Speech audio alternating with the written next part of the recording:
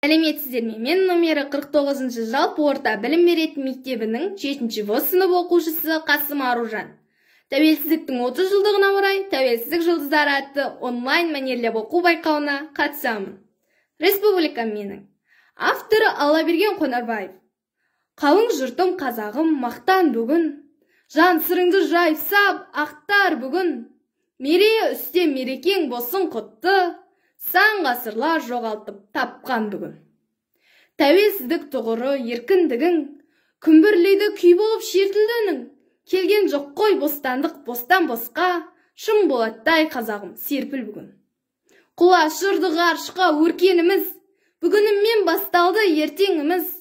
Аспаныма арайлап нұр қаптады, өзіңдікі өзге емес өз төріміз.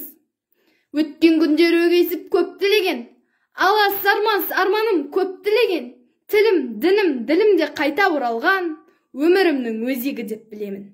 Ата-баба мұраты орындалып, Қазақстан құжаты қолында нық, келер күнге құшағым айқара ашық, қаймықпадық, қайтпадық, қорынбадық, көгілдір ту шырқауы шың шаңырағым, әдилеп тұр әуелеп ән ұраным, босағада талай бір боздап қалған, төрге шықты ет таңбам ән ұраным.